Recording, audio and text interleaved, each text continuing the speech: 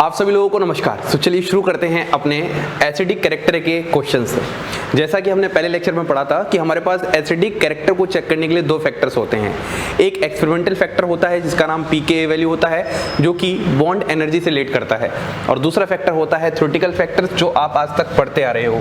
Conjugate base की आपको अगर स्टेबिलिटी चेक करनी है तो उसी थ्योरेटिकल फैक्टर्स के साथ आप सारी स्टेबिलिटी चेक कर सकते हैं। तो स्टार्ट करते हैं पहले क्वेश्चन से। आपको पहले क्वेश्चन में ये बताना है कि ये दोनों ही जो HA और HB है इन दोनों में ज़्यादा एसिडिक कौन है। तो देखो इस क्वेश्चन को सोचने का तरीका क्या होगा, क्या आप इसमें कुछ भी इलेक्ट्रॉनिक इफेक्ट्स वगैरह लगा पा रहे हो, तो यही आपको सोचना है क्योंकि यहाँ पर दोनों ही क्या है, बॉन्ड एनर्जी सेम है। यहाँ पर भी CH बॉन्ड है और यहाँ पर भी CH बॉन्ड है। अगर यहाँ पर हेटेरो एटम और H के बीच में बॉन्ड होता तो हम समझते वहाँ पर बॉन्ड एनर्जी फैक्टर लगाएंगे, pKa वैल्यू का कॉन्सेप्ट कुछ होगा, लेकिन दोनों ही CH हैं तो देखो ऐसा समझ सकते हैं। ये हमारे पास क्या है, 4 मेंबर्ड रिंग है और यहाँ पर क्या है 90 डिग्री है। और अगर मैं थोड़ा बाहर की तरफ देखूँ तो यहाँ पर बॉन्ड एंगल क्या है, ज़्यादा है। मतलब अगर यहाँ पर 90 डिग्री है तो यहाँ पर क्या होगा, परसेंट P करेक्टर ज़्यादा, और इस वाली बॉन्ड में क्या होगा, परसेंट S करेक्टर ज़्यादा। क्योंकि आपको मैंने बहुत अच्छे से पढ़ाया है theta is directly proportional two percent S character. जितना ज़्यादा बॉन्ड एंगल होगा उतना ही ज़्यादा क्या होगा, परसेंट S करेक्टर। ये पहला पॉइंट। और दूसरा पॉइंट और पढ़ाया था कि percent S character is directly proportional to electronegativity. तो हम बोल सकते हैं यहाँ पर परसेंट S करेक्टर ज़्यादा होगा तो इस बॉन्ड में परसेंट S करेक्टर ज़्यादा है एज कंपेयर टू इस वाली बॉन्ड के, तो जिसकी वजह से ये अपनी तरफ इलेक्ट्रॉन्स खींचेगा और इस HA को बाहर निकाल देगा। मतलब यहाँ पर H+ का निकलना बहुत आसान होगा। तो हम बोल सकते हैं HA की एसिडिटी ज़्यादा है किससे, HB से। उम्मीद कर रहा हूँ आपको ये कॉन्सेप्ट बहुत अच्छे से लगाना आ रहा होगा और समझ में आया होगा। तो बहुत ही बेसिक पार्ट है जो आपको ध्यान देना है। इस क्वेश्चन की बात करते हैं। देखो यहाँ पर अगर आप सबसे पहले चेक करोगे तो सब जगह क्या है, CH बॉन्ड है। सब जगह ही हमारे पास क्या है, CH बॉन्ड है।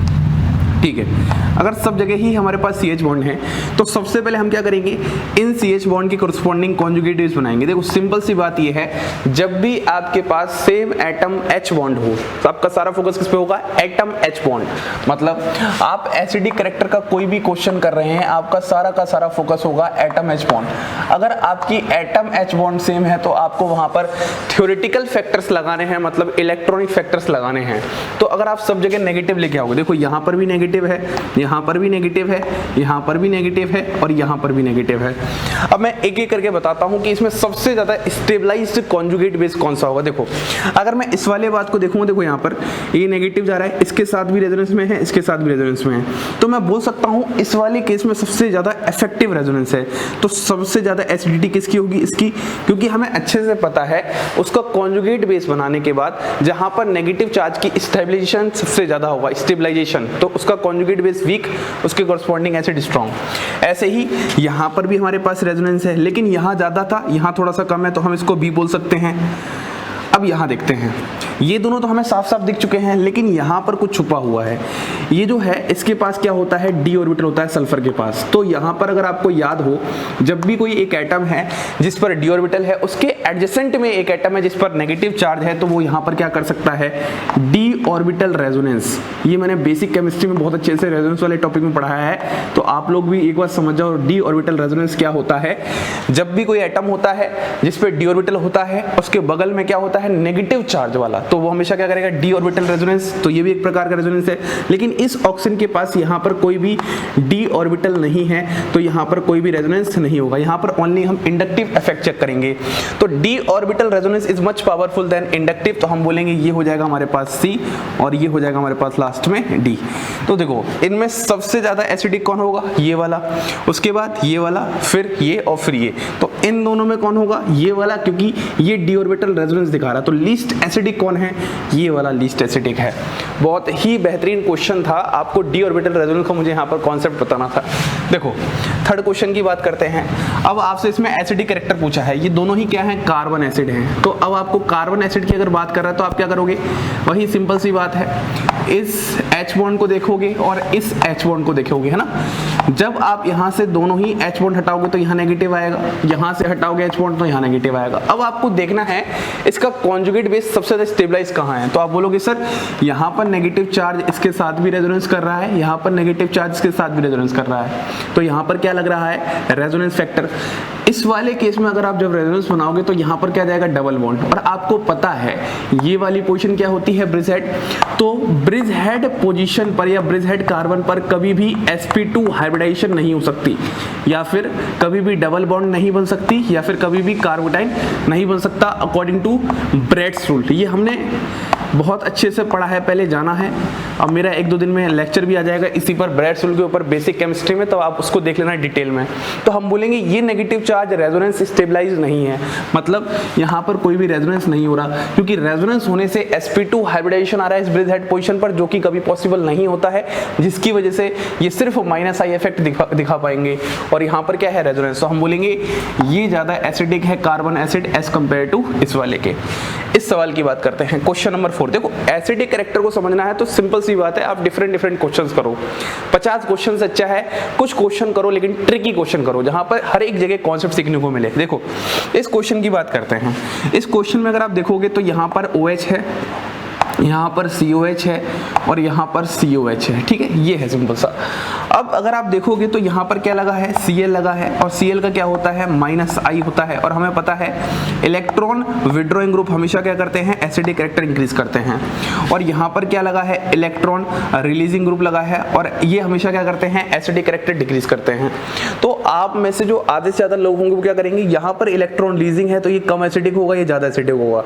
लेकिन सबसे बड़ी बात तो ये है, आप तो सबसे पहले ये देखो एटम H बॉन्ड कहाँ है, यहाँ पर COH है, यहाँ पर OH है और यहाँ पर OH है।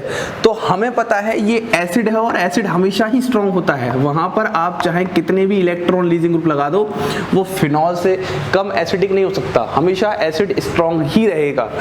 तो यही कॉन्सेप्ट समझना है इन तीनों में, ये तो सबसे ज्यादा स्ट्रॉन्गेस्ट एसिड है। अब इन दोनों की बात करते हैं, सिंपल सी बात है, यहाँ पर -I लग रहा है, यहाँ पर इलेक्ट्रॉन विड्रॉइंग नेचर है, तो ये हमारा हो जाएगा नंबर 2 और ये हो जाएगा हमारे पास नंबर 3। तो ध्यान रखने वाली बात ये है कि फिनॉल पे आप इलेक्ट्रॉन विड्रॉइंग ग्रुप लगाकर उसको एसिडिक कैरेक्टर से ज्यादा स्ट्रॉन्ग नहीं बना सकते। ये वाला कॉन्सेप्ट समझ लिया। अब क्वेश्चन नंबर 5 की बात करते हैं। देखो क्वेश्चन नंबर 5 में क्या है, आपको पता है ये हमारे पास क्या है, स्क्वेरिक एसिड। ये हमारे पास क्या है, स्क्वेरिक एसिड है। अब हम इनकी बात करते हैं, तो हम स्क्वेरिक एसिड की बात करते हैं। देखो स्क्वेरिक एसिड में क्या है, आप सबसे पहले H+ निकालो। अगर आप ये H+ निकालोगे तो यहाँ पर O पर नेगेटिव आ रहा है, यहाँ से अगर आप H+ निकालोगे तो यहाँ पर नेगेटिव कार्बन पर आ रहा है, और यहाँ से अगर आप H+ निकालोगे तो यहाँ पर O पर नेगेटिव आ रहा है। सबसे पहले आपने H+ निकाल लिया और कॉन्जुगेटिव्स बनाया। अब देखो ये वाला नेगेटिव चार्ज यहाँ पर रेजोनेंस में, डबल बॉन्ड यहाँ और ये यहाँ, मतलब हम बोल सकते हैं यहाँ पर एंटायर सिस्टम किस में है, रेजोनेंस में है। अगर मैं इसकी बात करता हूँ इस कॉन्जुगेट बेस की, तो यहाँ पर ये नेगेटिव चार्ज यहाँ और ये इस C डबल बॉन्डों के साथ, ऐसे ही नेगेटिव चार्ज यहाँ और इस C डबल बॉन्डों के साथ। मतलब सिंपल सी बात यही है कि यहाँ पर भी रेजोनेंस हो रहा है। लेकिन इन दोनों रेजोनेंस में फर्क क्या है, ये वाला रेजोनेंस एंटायर सिस्टम में हो रहा है, या ऐसे कहिए आप एक्सटेंडेड कॉन्जुगेशन है, और एक्सटेंडेड कॉन्जुगेशन हमेशा ज्यादा इफेक्टिव होते हैं एज कंपेयर टू इस वाले के, है ना। अब इसकी बात करते हैं। देखो ये O नेगेटिव यहाँ गया, तो क्या यहाँ पर कोई कॉन्जुगेशन मौजूद है, तो यहाँ पर तो रेजोनेंस है ही नहीं। तो हम बोलेंगे सबसे लीस्ट एसिडिक ये होगा, तो नंबर 3, इसमें फिर ये नंबर 2 और इसमें ये नंबर 1। और इसका नाम आपको मैंने बता रखा है स्क्वेरिक एसिड। ऑलमोस्ट बहुत अच्छे एसिड होते हैं और स्ट्रॉन्ग एसिड होता है। तो कुल मिला के इसी तरीके से आपको कॉन्जुगेट बेस की स्टेबिलिटी चेक करनी है। अब आपका सवाल, सर यहाँ तो हेटेरो एटम और H का बॉन्ड है और यहाँ तो कार्बन H का बॉन्ड है, तो हमने तो पढ़ा है हेटेरो एटम और H के बॉन्ड की एसिडिटी हमेशा ज्यादा होती है अकॉर्डिंग टू बॉन्ड एनर्जी। मैंने आपको ये भी बताया था कि इलेक्ट्रॉनिक इफेक्ट्स डोमिनेट कर जाते हैं ओवर बॉन्ड एनर्जी फैक्टर जब वहां पर अच्छे इलेक्ट्रॉनिक फैक्टर्स वर्क कर रहे हो। तो देखो यहाँ पर C डबल बॉन्डों का बहुत अच्छा खासा क्या है, कॉन्जुगेशन है। साथ ही में इस हेटेरो एटम का कोई कॉन्जुगेशन भी नहीं है, मतलब दोनों चीजें एक दूसरे को सपोर्ट कर रही हैं। यहाँ पर कोई कॉन्जुगेशन नहीं और यहाँ पर अच्छा खासा कॉन्जुगेशन। तो हम बोलेंगे यहाँ पर इलेक्ट्रॉनिक फैक्टर डोमिनेट कर चुके हैं ओवर बॉन्ड एनर्जी फैक्टर, या फिर ऐसे कहिए pKa वैल्यू। हम इस तरीके से कर सकते हैं। और कुछ अच्छे से क्वेश्चन हम देखते हैं। अब हम बात करते हैं कुछ और क्वेश्चंस के साथ अपने एसिडिक कैरेक्टर को देखना। देखो अगर मैं इन क्वेश्चन की बात करता हूं तो सबसे पहले आपका काम होना चाहिए एटम H बॉन्ड को पहचानना है। यहाँ पर भी हेटेरो एटम H के बीच में है, यहाँ पर भी हेटेरो एटम H के बीच में है। इन सभी जगह हेटेरो एटम और H के बीच में बॉन्ड है। अब आपको जब भी बॉन्ड एनर्जी सेम मिल जाए तो उस केस में आपको इलेक्ट्रॉनिक फैक्टर्स चेक करने हैं। तो आप सभी इनका कॉन्जुगेट बेस बनाइए। जब आपने कॉन्जुगेट बेस बनाया तो नेगेटिव नेगेटिव नेगेटिव। अब आप देखिए कि जो कॉन्जुगेट बेस बना है ये सबसे ज़्यादा स्टेबलाइज्ड कहाँ होगा, तो देखो यहाँ पर ये नेगेटिव चार्ज इस डबल बॉन्ड के साथ रेजोनेंस में जा रहा है, तो यहाँ पर एक रेजोनेंस फैक्टर वर्क कर रहा है। इस वाले केस में कोई भी रेजोनेंस नाम का फैक्टर नहीं है, और इस वाले केस में भी डबल बॉन्ड के साथ रेजोनेंस में जा रहा है। तो हम बोलेंगे पहली बात कि जो सेकंड वाला है उसकी एसिडिटी सबसे कम होगी एज कंपेयर टू फर्स्ट और थर्ड, क्योंकि इसमें रेजोनेंस फैक्टर कॉन्जुगेट बेस को स्टेबलाइज नहीं कर रहा। तो हम बोलेंगे सेकंड वाले की एसिडिटी सबसे कम। अब सवाल आ रहा है कि सर इन दोनों में ज्यादा एसिडिक कौन होगा, तो आप जरा ध्यान से देखो, क्या आपको कुछ एक्स्ट्रा समझ में आ रहा है? तो आप बोलोगे सर इसमें कुछ एक्स्ट्रा ग्रुप लगा है, सी डबल बॉन्ड OET, और आपको पता है ये जो सी डबल बॉन्ड OET है इसको हम ऐसे लिख सकते हैं सी डबल बॉन्ड OET। तो ये कुछ इस तरीके से होगा, देखो तो ये डबल बॉन्ड के साथ भी क्या होगा, कॉन्जुगेशन में होगा। ये डबल बॉन्ड इस सी डबल बॉन्डों के साथ भी कॉन्जुगेशन में होगी, मतलब ये डबल बॉन्ड अकेली इस नेगेटिव चार्ज के साथ कॉन्जुगेशन में नहीं है, ये इसके साथ क्रॉस कॉन्जुगेशन में भी है, और जबकि यहाँ पर कोई क्रॉस कॉन्जुगेशन नहीं है। तो हमें पता है जब भी हमारे पास क्रॉस कॉन्जुगेशन होता है वो इतना इफेक्टिव नहीं होता है एज कम्पेयर टू बाकी कॉन्जुगेशन के, तो ये थोड़ा कम स्टेबलाइज होगा। बात समझ में आ रही है कि यहाँ पर क्रॉस कॉन्जुगेशन फैक्टर लग रहा है और यहाँ पर कोई क्रॉस कॉन्जुगेशन फैक्टर नहीं है। इस नेगेटिव चार्ज का अकेला जो बोझ है वो डबल पूरा का पूरा उठा रही है, लेकिन इस नेगेटिव चार्ज का डबल बॉन्ड पूरा बोझ क्यों नहीं उठा पा रही, क्योंकि उसमें सी डबल बॉन्ड OET भी अपना कुछ कॉन्जुगेशन लगा रहा है, जिसकी वजह से ये थोड़ा कम हो गया। तो हम बोलेंगे सबसे ज्यादा एसिडिक है नंबर 1, उसके बाद नंबर 3 और लास्ट में नंबर 2। ये हमारे पास ऑर्डर आ जाएगा। अब हम इस क्वेश्चन की बात करते हैं। देखो इस क्वेश्चन में अगर हम जरा ध्यान से समझेंगे तो वही सिंपल सी बात है, यहाँ पर CH बॉन्ड है, यहाँ पर भी CH बॉन्ड है, यहाँ पर भी CH बॉन्ड है और यहाँ पर भी CH बॉन्ड है। जब भी आपका बॉन्ड एनर्जी फैक्टर सेम आ जाए तो उसके इसमें इलेक्ट्रॉनिक फैक्टर्स चेक करते हैं। तो यहाँ से जब आप हटाओगे तो यहाँ क्या जाएगा, नेगेटिव, यहाँ पे भी क्या जाएगा, नेगेटिव, यहाँ पे भी क्या जाएगा, नेगेटिव, और यहाँ पर भी क्या जाएगा, नेगेटिव। अब आपको इन चारों ही केस में कॉन्जुगेट बेस की स्टेबिलिटी चेक करनी है। तो देखो यहाँ पर कोई ग्रुप नहीं लगे, लेकिन यहाँ पर CF3 ग्रुप लगा है तो ये सब -I दिखाएंगे, यहाँ पर CCl3 ग्रुप लगा है ये सब -I दिखाएंगे, और यहाँ पर CMA3 ग्रुप लगा है ये सब +I लगेंगे। एक बात समझिए, हमेशा जो इलेक्ट्रॉन रिलीजिंग ग्रुप होते हैं उनकी एसिडिटी कम होगी और हमेशा इलेक्ट्रॉन विड्रॉइंग की एसिडिटी ज्यादा होगी। तो हम यहाँ से एक ऑर्डर ये बोल सकते हैं सबसे पहले कि ये तो इसमें कुछ नहीं लग रहा, तो सबसे लास्ट में हो जाएगा नंबर 4, तो ये हो जाएगा नंबर 3, ये हो जाएगा। अब सवाल आ रहा है इन दोनों में, ये नंबर 4 है, ये नंबर 3 है, इन दोनों में ज्यादा एसिडिक कौन होगा? तो आपको पता है CF3 का -I ज्यादा होता है, CCl3 का -I कम होता है, तो ये इलेक्ट्रॉन विड्रॉइंग नेचर ज्यादा दिखाएगा। तो यहाँ पर कॉन्जुगेट बेस की स्टेबिलिटी थोड़ी ज्यादा होगी, तो वीक, तो उसके कॉरस्पॉन्डिंग एसिड स्ट्रॉन्ग। तो ये हो जाएगा नंबर 1 और ये हो जाएगा नंबर 2। 1, 2, 3 एंड 4 ये हमारे पास क्वेश्चन है जो कि प्रीवियस ईयर का क्वेश्चन है आया हुआ पेपर में। अब बात करते हैं क्वेश्चन, ये भी हमारा नेट का क्वेश्चन है, बहुत अच्छा क्वेश्चन है। देखो सबसे पहले आप क्या करो, यहाँ से देखो ये CH बॉन्ड है, इस वाले केस में भी ये क्या है, यहाँ पर CH बॉन्ड है, और इस वाले केस में भी ये यहाँ पर क्या है, CH बॉन्ड है।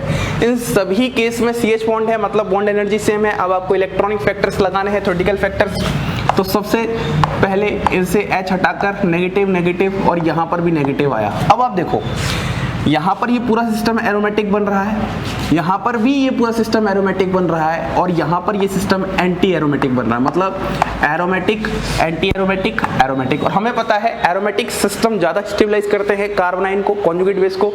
तो ये वाला सिस्टम में एक एक्स्ट्रा +I इफेक्ट लग रहा है और इस वाले सिस्टम में +I इफेक्ट लग रहा है, मतलब ये दोनों हैं तो एरोमेटिक, दोनों ये ज्यादा एसिडिक है इससे, मतलब ये तो नंबर 3 आ गया। अब लेकिन सवाल इन दोनों में है, तो इसमें -I है, इसमें +I है, ये ज्यादा स्टेबलाइज करेगा, तो ये नंबर 1 हो जाएगा और ये नंबर 2 हो जाएगा। मतलब देखो अगर आपको GOC का सवाल करना है, चाहे आप IIT JEM का पेपर दे रहे हो, चाहे आप नेट का दे रहे हो, चाहे आप गेट का दे रहे हो, आपके जो बेसिक इलेक्ट्रॉनिक डिस्प्लेसमेंट फैक्टर्स हैं वो पक्का आनी चाहिए। रेजोनेंस क्या होता है, हाइपर कॉन्जुगेशन क्या होता है, इंडक्टिव क्या होता है, तो उसी से आपकी पकड़ बनेगी। अब इस सवाल की बात करते हैं। देखो बहुत बेहतरीन सवाल है।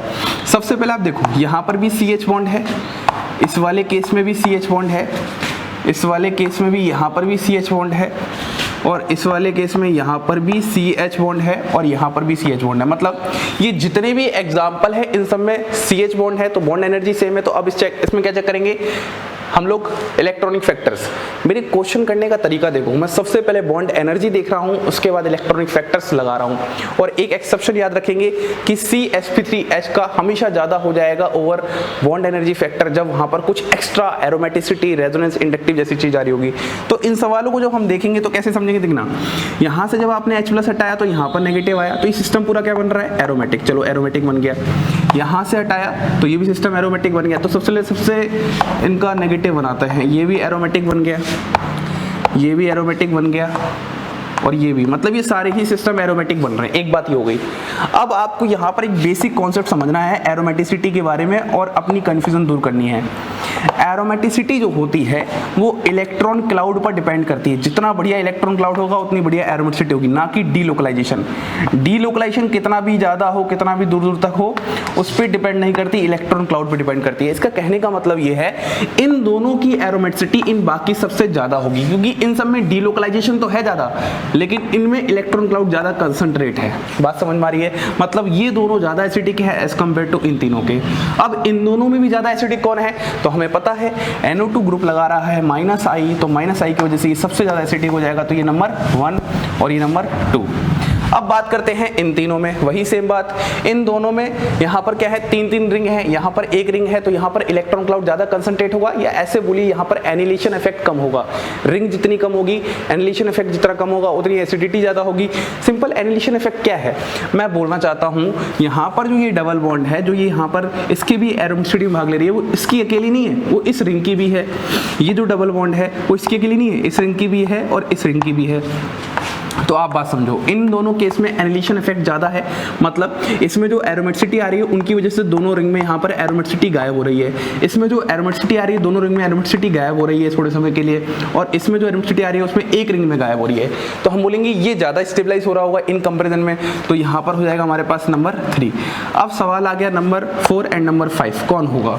तो देखो इसमें एक हमारे पास एक्स्ट्रा ये लग रहा है जहाँ पर हमारे पास रेजोनेंस की तरह काम करेगा, -R। देखो ना यहाँ पर नेगेटिव आया है और ये फिनाइल है, तो ये क्या लगाएगा, -R लगाएगा, तो यहाँ पे एक एक्स्ट्रा स्टेबिलिटी फैक्टर है, तो हम बोलेंगे ये नंबर 4 हो जाएगा और ये नंबर 5 हो जाएगा। इस तरीके से क्वेश्चन करते हैं, बहुत ही स्टैंडर्ड क्वेश्चन था, बेहतरीन क्वेश्चन था।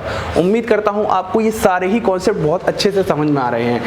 मैं सिर्फ आपको एसिडिक कैरेक्टर में डिफरेंट क्वेश्चंस प्रैक्टिस करवा के आपके कॉन्सेप्ट्स क्लियर कर सकता हूँ। फालतू की थ्योरी लिखने से, पेज भरने से कोई जरूरत नहीं है। आज तक क्या किया, नोट्स बनाए हैं, नोट्स काम में नहीं आएंगे। आपका जो डिफरेंट क्वेश्चन करने का जो अप्रोच होगा वो है काम आने वाला है पेपर के टाइम। तो अब हम कुछ और क्वेश्चंस देखते हैं। अब हम इन क्वेश्चंस को देखना शुरू करते हैं। देखो अगर मैं इस क्वेश्चन की बात करता हूं तो आपको इसमें एसिडिक कैरेक्टर पूछा है, तो सबसे पहले आप क्या करो, यहाँ पर इसके बॉन्ड देखो, यहाँ पर देखो CH बॉन्ड है आपके पास, यहाँ पर भी आपके पास CH बॉन्ड है, यहाँ पर भी आपके पास CH बॉन्ड है, और यहाँ पर भी आपके पास CH बॉन्ड है। जब भी आपके पास यहाँ पर बॉन्ड सेम हो तो इसका मतलब बॉन्ड एनर्जी वाला फैक्टर नहीं लगाएंगे, यहाँ पर इलेक्ट्रॉनिक फैक्टर्स लगाने हैं। देखो यहाँ पर एक नेगेटिव आएगा, फिर यहाँ नेगेटिव आएगा, यहाँ नेगेटिव आएगा, और लास्ट में यहाँ नेगेटिव आएगा। अब चलो मान लो मैं यहाँ से शुरू करता हूँ। देखो इसका कॉन्जुगेट बेस सबसे ज़्यादा स्टेबलाइज क्यों होगा, क्योंकि यहाँ पर कौन से ग्रुप लगे हैं, NO2, और हमें पता है NO2 का इफेक्ट ज़्यादा होता है electron withdrawing as compare to C double bond हो, तो हम बोलेंगे ये सबसे वाला ज़्यादा एसिडिक होगा। अब इन तीनों में देखते हैं, तो इन तीनों में देखो यहाँ पर रेजोनेंस दो जगह जा रहा है। अगर मैं यहाँ नेगेटिव बनाता हूँ तो देखो यहाँ पर भी रेजोनेंस हो रहा है, यहाँ पर भी रेजोनेंस हो रहा है, और बल्कि जब यहाँ पर सिर्फ एक जगह ही हो पा रहा है, इसकी इन्वॉल्वमेंट नहीं हो पा रहा, तो हम बोलेंगे ये नंबर 2 हो जाएगा हमारे पास, और ये नंबर 3 हो जाएगा हमारे पास। और इसको तो मैंने बिना देखे 4th रखा है, क्योंकि मुझे पता चल चुका था ये ब्रिज हेड पोजीशन है, और ब्रिज हेड पे तो यहाँ पर कोई कॉन्जुगेशन होगा ही नहीं, तो ये सिर्फ ओनली क्या लगा पाएंगे, -I इफेक्ट लगा पाएंगे, और हमेशा रेजोनेंस मच डोमिनेटिंग होता है, तो ये नंबर 4 हो जाएगा। इस क्वेश्चन की बात करते हैं। देखो यहाँ पर HA है, यहाँ पर HB है, और यहाँ पर HC है। आपको बताना है इसमें सबसे आसानी से प्रोटॉन कौन सा निकल पाएगा। तो अगर मैं जब HA+ को निकालूंगा तो यहाँ पर क्या होगा, ये नेगेटिव्स के साथ कॉन्जुगेशन में जा सकता है, ये वाला इस नाइट्रोजन के साथ कॉन्जुगेशन में हो सकता है, और HC यहाँ पर। तो मतलब मैं ये बोलूँगा कि यहाँ पर C डबल बॉन्ड O के साथ ये सबसे ज़्यादा कॉन्जुगेशन में है, बढ़िया कॉन्जुगेशन में है, तो ये वाला एसिडिक हो जाएगा सबसे ज़्यादा। अब मैं इस वाले केस में देखता हूँ। देखो इस वाले केस में हमारे पास क्या होगा, यहाँ पर ऑक्सीजन पर पॉजिटिव, नाइट्रोजन, तो सबसे पहले देखो हेटेरो एटम H, यहाँ पर भी हेटेरो एटम H और यहाँ पर भी हेटेरो एटम H। अब आप सबसे पहले एक बात याद रखो, जब भी किसी न्यूट्रल एटम पर पॉजिटिव चार्ज आ जाता है तो हमेशा ज़्यादा इलेक्ट्रोनेगेटिव हो जाता है। जब आप इन सब का H+ हटाओगे, H+ हटाओगे, H+ हटाओगे और H+ हटाओगे, तो अगर आप इन दोनों को जरा देखो तो ये दोनों किस में बन रहे हैं, न्यूट्रल में। देखो जैसे मैं बनाता हूँ, ये कैसा बन जाएगा, ये कुछ ऐसा बन जाएगा, और यहाँ से ये कैसा बन जाएगा, ये कुछ ऐसा बन जाएगा NCH3। तो हम बोलेंगे इन दोनों का कॉन्जुगेट बेस इन दोनों के मुकाबले ज़्यादा स्टेबलाइज्ड है, क्योंकि ये दोनों न्यूट्रल बन रहे हैं। अब इन दोनों में कैसे करने वाले हैं, सबसे पहले मेरा चारों में से इन दोनों पे ध्यान जा रहा है, क्योंकि ये दोनों ही पॉजिटिवली चार्ज थे, कॉन्जुगेट बेस हटाने के बाद क्या बन गए, न्यूट्रल। अब न्यूट्रल बन चुके हैं तो सबसे ज़्यादा स्टेबलाइज्ड है। अब इन दोनों में सबसे ज़्यादा स्टेबलाइज कौन है, तो आप ऐसे चेक करो, स्टेबलाइज चेक नहीं कर सकते, इन दोनों में बेसिक कैरेक्टर किसका ज़्यादा है। अब जिसका बेसिक कैरेक्टर ज़्यादा होगा उसका एसिडिक कैरेक्टर कम होगा। तो देखो यहाँ पर नाइट्रोजन पर लोन पेयर है, यहाँ पर ऑक्सीजन पर लोन पेयर है, तो ये आसानी से डोनेशन कर देगा। तो इसका बेसिक कैरेक्टर ज़्यादा होगा तो इसका एसिडिक कैरेक्टर कम, तो ये हो जाएगा नंबर 2 और ये हो जाएगा नंबर 1। मतलब ये वाला नंबर 2 एसिडिक होगा, ये वाला नंबर 1 एसिडिक होगा। अब इन दोनों में बात करते हैं, यहाँ पर ऑक्सीजन पर नेगेटिव है, यहाँ पर नाइट्रोजन पर नेगेटिव है, तो अब इन दोनों में सबसे ज़्यादा स्टेबलाइज कौन है, तो हमें पता है ऑक्सीजन ज़्यादा इलेक्ट्रोनेगेटिव होता है एज कम्पेयर टू नाइट्रोजन, तो ये हो जाएगा नंबर 3 और ये हो जाएगा नंबर 4। बहुत ही बेहतरीन सवाल है। जब भी कोई पॉजिटिवली चार्ज स्पीशीज से आप H+ निकालते हो, जब वो न्यूट्रल बनता है तो वो सबसे ज़्यादा स्टेबलाइज कॉन्जुगेट बेस बनाता है, इसीलिए मैं इन दोनों की एसिडिटी इन दोनों से ज़्यादा कर रहा हूँ। उसके बाद तो हमने सिंपल नेगेटिव चार्ज की एसिडिटी चेक की है। इस सवाल को देखते हैं, इसमें आपको बताना है मोस्ट एसिडिक H कौन सा है। अगर आपको मोस्ट एसिडिक H बताना है तो अब ध्यान से देखने की कोशिश करना कि इसमें मोस्ट एसिडिक H कौन सा होने वाला है। अगर आप यहाँ से H+ हटाओ, यहाँ से H+ हटाओ, सब जगह से H+ हटा लो एक बार। यहाँ तो कार्बन पर आ रहा है, कार्बन पर आ रहा है, यहाँ पर ऑक्सीजन पर आ रहा है, यहाँ पर ऑक्सीजन पर आ रहा है, मतलब कार्बन वाले नेगेटिव को तो आप हटा सकते हो। अब देखो यहाँ पर ऑक्सीजन पर नेगेटिव मतलब फिनोलिक टाइप का है और ये कार्बोक्सिलिक एसिड, तो हमें पता है बिना देखे बोल सकते हैं हम इसको कि ये वाला सबसे ज़्यादा एसिडिक H है। तो इस तरीके से हमें क्वेश्चन करने हैं। अब हम एक कॉन्सेप्ट ऐसा देखते हैं जहां पर हम लोग इस एसिडिटी को रिएक्शंस के साथ रिलेट कर सकते हैं, मतलब कुछ क्वेश्चन ऐसा हो जहां पे थोड़ा रिएक्शन अप्रोच को लेके आपसे सवाल पूछा जाए। अब हम देखते हैं वो कॉन्सेप्ट जहां पर एसिडिक कैरेक्टर को रिएक्शंस के साथ रिलेट किया जाता है। देखो आपको अब हायर ऑर्गेनिक केमिस्ट्री में एसिडिक कैरेक्टर की सिर्फ ऑर्डर नहीं समझने, आपको इससे रिएक्शंस के साथ रिलेट करना है कि यदि हम बेस लेके आ जाएं 1 इक्विवेलेंट 2 इक्विवेलेंट, तो वहां पर सबसे ज्यादा एसिडिक H कौन सा होगा जो वहां पर वो एलिमिनेट करेगा और फॉर्मेशन करके जाएगा कार्बन आयन का। तो देखो आपके पास ऐसा ही क्वेश्चन है, और एक्चुअली ये जो क्वेश्चन है ये हाई लेवल का नहीं है, ये आपका जेईई एडवांस लेवल का क्वेश्चन है जो कि 12th क्लास के बाद एग्जाम होता है, वही है जो कि आया हुआ है। आपको बोला है कि 2 मोल्स NaNH2 हैं, तो ये 2 मोल्स NaNH2 क्या करने वाले हैं, आपको सबसे अच्छे से पहले पता होना चाहिए। NH2 माइनस में क्या होगा, बेस होगा एक तरीके से, और बेस दुनिया में क्या करने आया है, H+ खाने आया है। ये तो मैंने बहुत बार आपको समझाया था। अब ये जो H+ खाने आया है, तो ये H+ कौन सा खाता है, जो सबसे मोस्ट एसिडिक H होते हैं। अब अगर इसमें एक इक्विवेलेंट होता तो हम सिर्फ इसमें क्या करते, एक ही H+ खिलाते, लेकिन इसमें 2 मोल्स लिखे हैं, मतलब साफ साफ मेंशन किया है जो सबसे 2 मोस्ट एसिडिक H होंगे उनको वहां पर रिमूव करना है। तो देखो अगर मैं सबसे पहले H को इंडिकेट करता हूं तो ये यहाँ पर लगा है, यहाँ पर लगा है, यहाँ पर लगा है और यहाँ पर लगा है।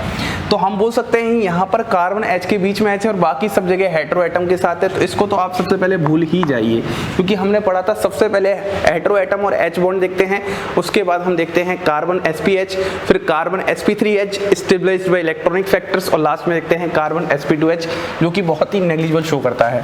अब इन तीनों में देखेंगे तो ये तो हमारे पास कार्बोक्सिलिक एसिड है, और कार्बोक्सिलिक एसिड का इक्विवेलेंट रेजोनेटिंग स्ट्रक्चर के कारण सबसे स्टेबलाइज्ड कॉन्जुगेट बेस होता है, क्योंकि इन सबके बॉन्ड क्या है, सेम हेटेरो एटम सेम है। तो हम बोलेंगे सबसे पहले तो यहाँ से H+ निकल जाएगा। अब पहला H+ निकाल दिया। अब बात करते हैं इस OH और इस OH। देखो ये दोनों ही फिनॉल टाइप के हैं, लेकिन यहाँ पर NO2 क्या कर रहा होगा, एक एक्स्ट्रा काम कर रहा होगा इलेक्ट्रॉन विड्रॉइंग ग्रुप नेचर का, तो जिसकी वजह से ये वाला H+ निकल जाएगा और यहाँ पर आ जाएगा। तो मतलब फाइनल प्रोडक्ट अगर मैं बनाऊँ तो यहाँ से H प्लस बना के यहाँ नेगेटिव आ जाएगा और यहाँ से H प्लस बना के यहाँ पर नेगेटिव आ जाएगा। तो आपको यही कॉन्सेप्ट हर जगह अप्लाई करना है, सोचना है। जब भी कोई क्वेश्चन आता है उसका सबसे मोस्ट एसिडिक पार्ट कौन सा है, मोस्ट एसिडिक H कौन सा है, जो बेस आए और H प्लस निकाल के चला जाए। ये बात हो चुकी है। अब मैं इस सवाल पे बढ़ता हूँ 15। देखो, which of the following will not soluble in aqueous NaOH। देखो हमारा सवाल यही खत्म हो जाता है। जैसे ही एक्वस NaOH आया मेरा सवाल यही खत्म हो गया, आगे पढ़ने की कोई जरूरत भी नहीं है और आगे डरा भी रखा है। एंड गिवन रेड कलर इन, हमें कोई कलर याद नहीं रहता और पूछा है रेड कलर इन FeCl3 सॉल्यूशन, ये सोचना भी नहीं है। आपको पता है NaOH क्या होता है, बेस, और बेस किस में सॉल्युबल होते हैं, जहाँ पर क्या होता है एसिड। एसिड का मतलब क्या होगा, एसिडिक H जहाँ पर मौजूद होगा उसी में सॉल्युबल होगा। तो आपको ये देखना है कि इनमें कौन सा सॉल्युबल नहीं है, मतलब जिसके पास एसिडिक H नहीं होगा वो सॉल्युबल नहीं है। तो क्या करते हैं हम, यहाँ से H प्लस निकालते हैं, यहाँ नेगेटिव बनाया, यहाँ नेगेटिव बनाया, कोई भी H निकाल दो कोई दिक्कत नहीं है, यहाँ पर नेगेटिव बनाया, ऐसे ही यहाँ पर नेगेटिव बनाया। जब आप चारों की कॉन्जुगेट बेस बना रहे होगे तो हमें ये वाला कॉन्जुगेट बेस सबसे पहले चमक रहा होगा। ये कौन सी पोजीशन है, ब्रिज हेड कार्बन है, और हमें पता है ब्रिज हेड कार्बन पर ये नेगेटिव चार्ज इन दोनों के C डबल बॉन्डों के साथ रेजोनेंस नहीं कर पाएगा, मतलब इस केस में रेजोनेंस नहीं है तो यहाँ पर स्टेबलाइजेशन भी नहीं है, और स्टेबलाइजेशन नहीं है तो कॉन्जुगेट बेस हमारे पास वीक भी नहीं होगा, स्ट्रॉन्ग कॉन्जुगेट बेस होगा तो इसके कॉरस्पॉन्डिंग जो एसिड होगा वो वीक होगा। तो हम बोलेंगे ये वही ऑप्शन है जो कि सॉल्युबल नहीं करेगा किसमें, बेस में। ये बात आपको ध्यान रखनी है और ये बहुत ही फेमस एग्जांपल्स होते हैं। देखो बनाने का तरीका कैसा है, एकदम डराने वाला। तो ये कॉन्सेप्ट्स हैं जिनको आपको ध्यान रखना है। अब एक लास्ट कॉन्सेप्ट और बताता हूँ जहाँ पर effect of conformation on acidity, एक बहुत ही बेहतरीन सा क्वेश्चन है जो बहुत ज़्यादा मतलब तरीके से मिसअंडरस्टूड करता है हर जगह पे लेवल पे। तो अब हम उस सवाल को देखते हैं। अब हम शुरू करते हैं अपने इस क्वेश्चन के साथ। बहुत ही बेहतरीन सा कॉन्सेप्ट छुपा हुआ है। तो सबसे पहले हमें क्या करना है, इसका कॉन्जुगेट बेस बनाना है। देखो अगर मैं सबसे पहले इन सभी का कॉन्जुगेट बेस बनाऊं तो यहाँ पर C डबल बॉन्ड O है, यहाँ पर C डबल बॉन्ड O है। अब हम इस H प्लस से निकालकर यहाँ से क्या कर सकते हैं, नेगेटिव चार्ज बना सकते हैं। ऐसे ही हम यहाँ से H प्लस निकाल सकते हैं और यहाँ से H प्लस निकाल सकते हैं। तो सबसे पहले हम क्या करते हैं, इन सभी का कॉन्जुगेट बेस बनाते हैं। जब आपने एक बार कॉन्जुगेट बेस बना लिया, अब आप ध्यान से समझने की कोशिश करना। ये जो मैं लास्ट वाला बना रहा हूँ कॉन्जुगेट बेस, ये जो कॉन्जुगेट बेस होगा ये इतना ज़्यादा स्टेबलाइज क्यों नहीं, क्योंकि हमने क्या किया, इसको पकड़ के हमने रिंग बना दिया। मतलब ये जो दोनों नेगेटिव चार्ज होंगे ये क्या होंगे, एक तरह से रिजिड होंगे, मतलब ये रिंग पर मौजूद है। लेकिन यहाँ पर ये इसके अलोंग क्या है, सिग्मा बॉन्ड रोटेशन पॉसिबल है। जो सिग्मा बॉन्ड होती है उस सिग्मा बॉन्ड के अलोंग आपको पता है रोटेशन पॉसिबल है, और रोटेशन पॉसिबल होने की वजह से यहाँ पर कॉन्जुगेशन इतना अच्छा नहीं हो पाएगा, और कॉन्जुगेशन इतना अच्छा नहीं हो पाएगा तो यहाँ पर कॉन्जुगेट बेस भी इतना अच्छा स्टेबलाइज नहीं हो पाएगा। और कॉन्जुगेट बेस स्टेबलाइज नहीं तो ये स्ट्रॉन्ग होगा, इसकी कॉरस्पॉन्डिंग एसिड क्या होगा, वीक। तो ये तो नंबर थर्ड आ गया। इन दोनों में ये दोनों ज़्यादा एसिडिक हैं और ये कम एसिडिक है। इतनी बात समझ में आ गई, क्योंकि यहाँ पर इतना अच्छा कॉन्जुगेशन नहीं हो पा रहा बिकॉज सिग्मा बॉन्ड के अलोंग रोटेशन पॉसिबल है। लेकिन यहाँ पर क्या है, रिंग, तो यहाँ पर कोई रोटेशन पॉसिबल नहीं है, तो ये रिजिड सिस्टम है, और रिजिड सिस्टम पे यहाँ पर नेगेटिव चार्ज अच्छे से कॉन्जुगेशन कर पाएंगे। अब सवाल आ रहा है सर कॉन्जुगेशन यहाँ पे भी हो रहा है 2 C डबल बॉन्डों के साथ, कॉन्जुगेशन यहाँ पे भी हो रहा है 2 C डबल बॉन्डों के साथ, लेकिन इन दोनों में ज़्यादा स्टेबलाइज कहाँ है। तो देखो सुनो, इस वाले केस में परसेंट एस करेक्टर क्या होगा, ज्यादा होगा। अब दोनों का आपका क्या है, C डबल बॉन्डों का फैक्टर बराबर वर्क कर रहा है, लेकिन यहाँ पर परसेंट एस करेक्टर ज्यादा है, क्योंकि हम लोगों ने पढ़ा था सबसे ज्यादा 3rd मेंबर्ड रिंग का होता है, फिर 4 मेंबर्ड रिंग का होता है ना, फिर 5 मेंबर्ड रिंग का होता है। ऐसे ही हम लोगों ने ये बात बहुत अच्छे से सीखी थी। तो जो छोटी मेंबर्ड रिंग है उसका परसेंट एस करेक्टर ज्यादा है, परसेंट एस करेक्टर ज्यादा होगा तो वो क्या करता है, इलेक्ट्रोनेगेटिविटी ज्यादा रखता है, डायरेक्टली प्रोपोर्शनल होते हैं, तो नेगेटिव चार्ज होल्डिंग कैपेसिटी यहाँ पर ज्यादा होगा, तो ये सिस्टम ज्यादा स्टेबलाइज होगा एज कंपेयर टू इसके। तो हम बोलेंगे ये नंबर 1 पे इसके कॉरस्पॉन्डिंग ज्यादा एसिडिक होगा और ये नंबर 2। तो अगर मैं ओवरऑल ऑर्डर इसमें समझाऊं तो नंबर 1 हमारे पास ये हो जाएगा, नंबर 2 हमारे पास ये हो जाएगा, और नंबर 3 हमारे पास ये हो जाएगा। देखो हमने ये रीजन तो यहाँ पर दे दिया, लेकिन और एक रीजन अगर मैं समझाऊं तो उस टॉपिक का नाम होता है effect of conformation on acidity. अगर कोई बुक वगैरह होगी तो आप उसमें पढ़ना, तो आपको ये पढ़ने और सीखने को मिलेगा। एक है effect of confirmation on acidity. हमें आंसर आ गया, हमने कॉन्सेप्ट सीख लिया, तो ये सब पढ़ने की जरूरत नहीं है, लेकिन इसके बेसिस पर हम और अच्छे से समझ सकते हैं। बस इतना मुझे आपको बहुत अच्छे से समझाना था। अब आप सभी वापस आइए। हमने पूरा का पूरा अपने 2 लेक्चर्स में एसिडिक कैरेक्टर खत्म कर रखा है। और एसिडिक कैरेक्टर से हमें बस एक बात समझ में आई, जो हमने पहले पढ़ा था इलेक्ट्रॉनिक फैक्टर्स, उन सभी को अच्छे से अप्लाई करना आना चाहिए। लेकिन अब उससे पहले हमें एक बात देखनी आनी चाहिए कि सबसे पहले हमारे पास क्या होना चाहिए, हेटेरो एटम H बॉन्ड देखनी है। और हेटेरो एटम H बॉन्ड की सबसे ज़्यादा एसिडिटी होती है, उसके बाद कार्बन sp(H) की, फिर कार्बन sp3H की, जहां पर इलेक्ट्रॉनिक स्टेबलाइजेशन होनी चाहिए, फिर कार्बन sp2H और फिर एंटी एरोमेटिसिटी।